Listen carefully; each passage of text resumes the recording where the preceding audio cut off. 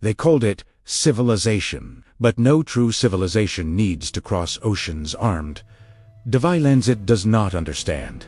And impose silence where there were once voices. When the first map was painted red, no one warned that those lines would cut through centuries, that they would pass through bodies, languages, cultures, and entire destinies. No one said that even after the last ship sailed away, even after the final flag was lowered, the British Empire would continue to exist, not as territory, but as consequence, because empires do not die when they end. They die when they stop shaping the present. And this one never did.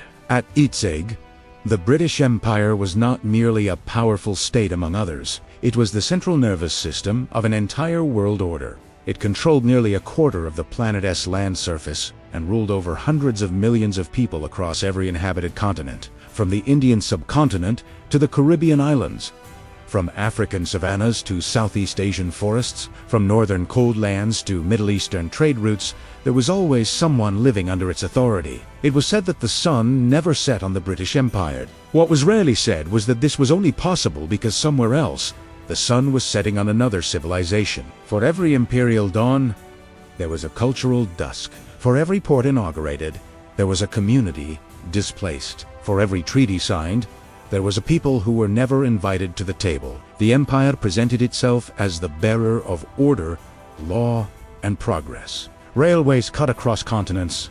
Ports emerged where self-sustaining communities once existed. Telegraph wires connected worlds that had never asked to be connected in that way. To European eyes, this looked like modernity. To millions of others, it meant rupture. Every railway track carried a human cost. Every road served distant interests. Every technological advance arrived alongside a deep social regression. The empire was not sustained only by armies, fleets, and administrators. It was sustained by a quiet but devastating idea, the belief that some peoples were born to rule and others were born to obey. Before imperial expansion, many territories were not defined by rigid lines on maps. They were shaped by rivers, trade routes, alliances, shared histories, and cultural continuities built over centuries. The British Empire replaced this complexity with geometry. Officials sitting in distant offices drew borders with rulers and ink, dividing peoples who shared language, faith, and memory, while forcing together groups who had been historic rivals. These lines were never meant to reflect reality. They were designed to make control easier. When the empire began to collapse, these artificial borders remained. They became national boundaries. They became front lines. They became the foundations of civil wars, territorial disputes, and humanitarian crises that still consume lives today. The empire left. The lines stayed, and with them permanent instability. The imperial economy followed a simple and brutal logic. Extract, transport, enrich the center. Colonies were not meant to develop. They existed to feed the economic machine of the metropole. Cotton, tea, sugar, rubber, spices, minerals, dominated lands produced cheap raw materials while being forced to import expensive manufactured goods. Local industries were deliberately weakened or destroyed to prevent competition.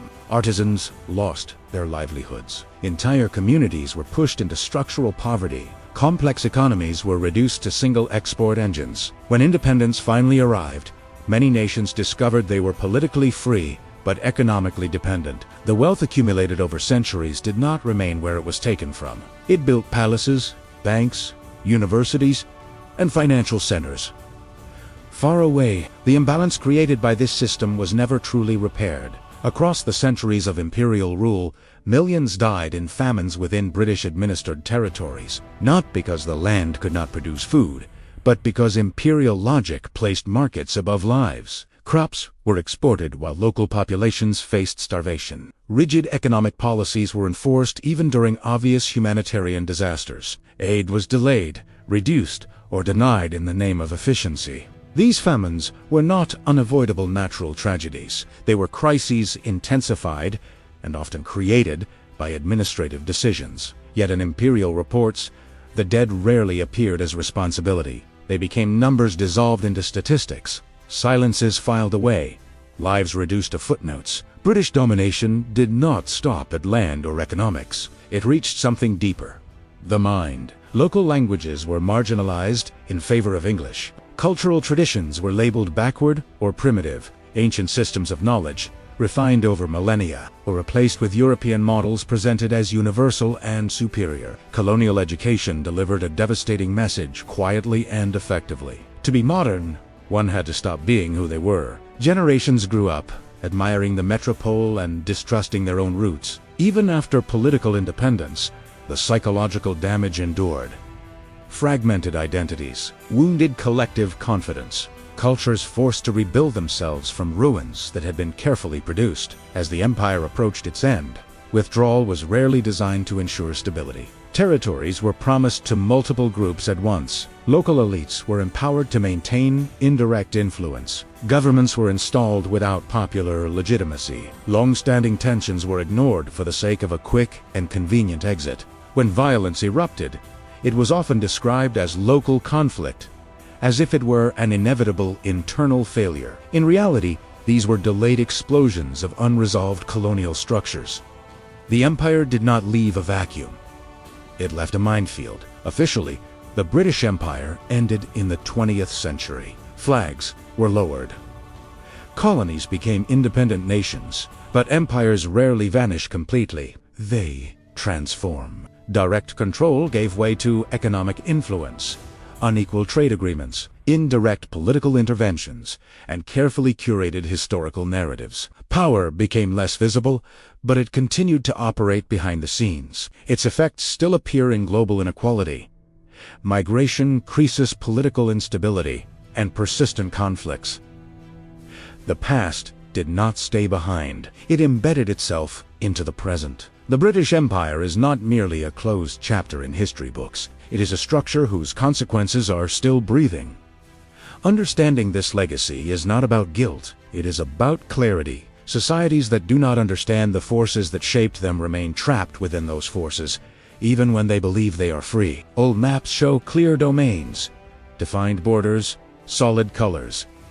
They never show the human cost. They never show the silenced languages, the fragmented cultures, the interrupted lives. The empire fell, but the world it helped create remains. And perhaps the most urgent question is not how it conquered the world, but why. So long after its fall, we are still living with the consequences of those conquests. In the next episode, we will descend into a single territory, a single decision, a single moment in which one imperial choice altered the fate of millions forever. Because some stories do not belong to the past. They are still unfolding.